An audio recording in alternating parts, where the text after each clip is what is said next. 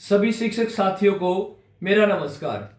साथियों, आज मैं कुछ सच्चाइयां बताना चाहता हूं जिसको कुछ साथी विरोध का नाम दे सकते हैं। ये विरोध नहीं है, ये केवल सच्चाइयां हैं। और इस वीडियो के माध्यम से मैं आपको दो स्टेप बताना चाह रहा हूं। पहला स्टेप क्या है, कथनी और करनी में फर्क है वही कुछ साथियों के।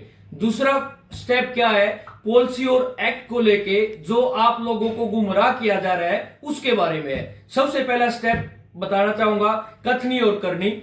आप लोगों को पता होगा कि आज से 3 साल के लगभग सिसोदिया जी ने एक लेटर वायरल किया था कि गेस्ट की सैलरी बढ़ाते हैं। जैसे ही लेटर वायरल हुआ, हमारा संगठन जो कि पहले दिल्ली अतिथि शिक्षक संघ था एक्टिव हुआ। एक्टिव होने के बाद एक मीटिंग हुई। मीटिंग में डिसाइड हुआ भाई जो सैलरी बढ़ेगी डिपार्टमेंट बढ़ाएगा या तो हम उसको ले लेते हैं, वो कितने भी सैलरी बढ़ाए, या फिर दूसरा क्या है, हम फैक्ट के आधार पे जो सैलरी बढ़ने लगी हुई है उसको फैक्ट के आधार पे और ज्यादा बढ़वा लें।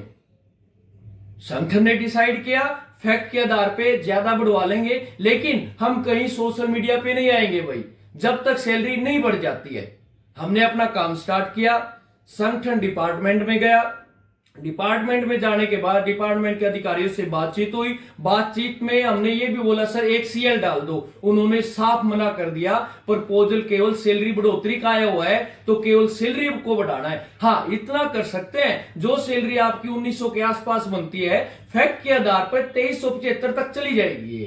फैक्ट रखे 2375 हुई, लेकिन अधिकारियों ने हमें एक आश्वासन दिया था, कहीं पे भी ये बातें उजागर मत करना, सोशल मीडिया पे मत बोलना। संगठन पहले ही डिसाइड कर चुका था कि हमें सोशल मीडिया पे नहीं बोलना है, लेकिन हमने पूरा वर्क करने के बाद, दिल्ली अतिथि शिक्षक संघ द्वारा पूरा काम होने के बाद, हम देखते हैं कि कुछ दिनों के बाद जो प्रधान बने हुए थे उन्होंने एक मैसेज डाल दिया फेसबुक लाइव।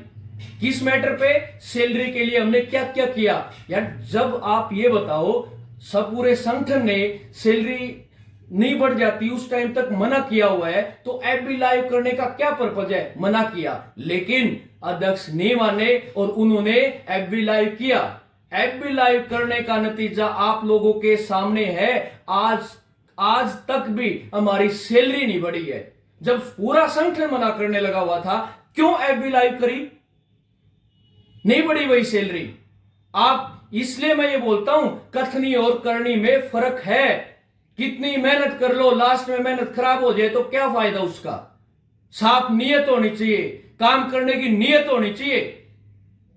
दूसरा पॉइंट क्या है, पॉलिसी और एक्ट के बारे में आप लोगों को पता होगा भाई, 10 साल से चाहे संगठन के कितने भी अधिकारी थे पहले वालों में, सभी एक ही चीज बोलते थे, हमें पॉलिसी चाहिए, पॉलिसी चाहिए, पॉलिसी चाहिए। हरियाणा की तर्ज पे पॉलिसी, उत्तराखंड की तर्ज पे पॉलिसी, बिहार की तर्ज पे पॉलिसी।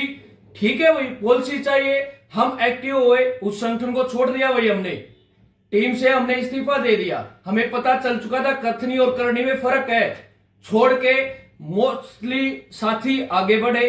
गेस्ट टीचर लोकतांत्रिक मंच के माध्यम से हम आगे बढ़ने लगे। जैसे हम बीजेपी के नेताओं से मिले, सभी नेताओं ने एक ही बात बोली, जो हरियाणा में लागू है हम उसी तर्ज पे आपको बेस्ट करके देंगे। वही नहीं देंगे, उससे भी बेस्ट देंगे। हमें ये आश्वासन मिला है।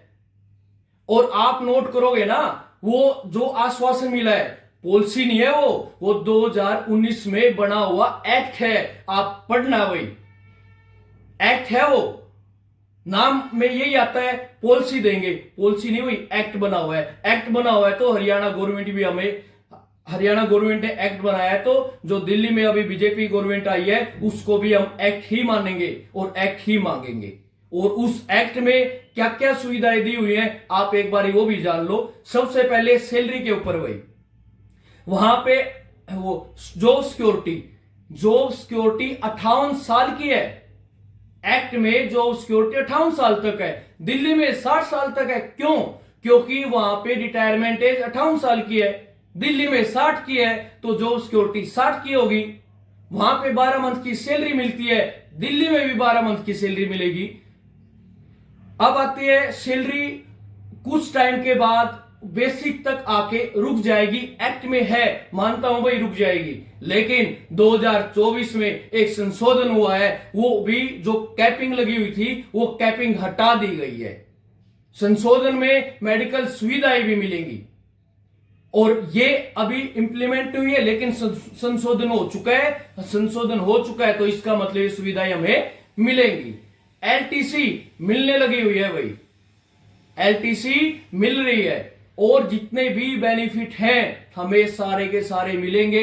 हम बेस्ट ड्राफ्ट बना के बीजेपी गवर्नमेंट को देंगे और कोशिश करेंगे कि उन सभी को इंप्लीमेंट करवाया जाए, क्योंकि उन्होंने वादा कर रखा है। प्लीज जो साथी गुमराह होने लगे हुए हैं और गुमराह कर रहे हैं, प्लीज गुमराह मत करो, क्योंकि ये 22,000 परिवार के पेट पे लात मारी जाएगी।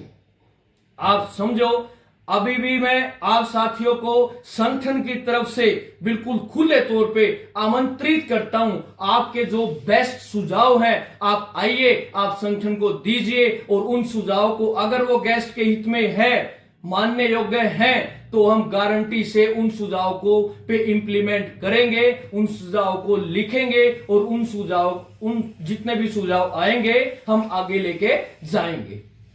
आप साथियों से लास्ट में यही अनुरोध करने लगा हुआ हूं, प्लीज गेस्ट टीचर्स को बचाओ, गेस्ट के भविष्य को बचाओ। आपसे हाथ जोड़ के निवेदन है, आप साथ दो। आप सभी साथियों को नमस्कार।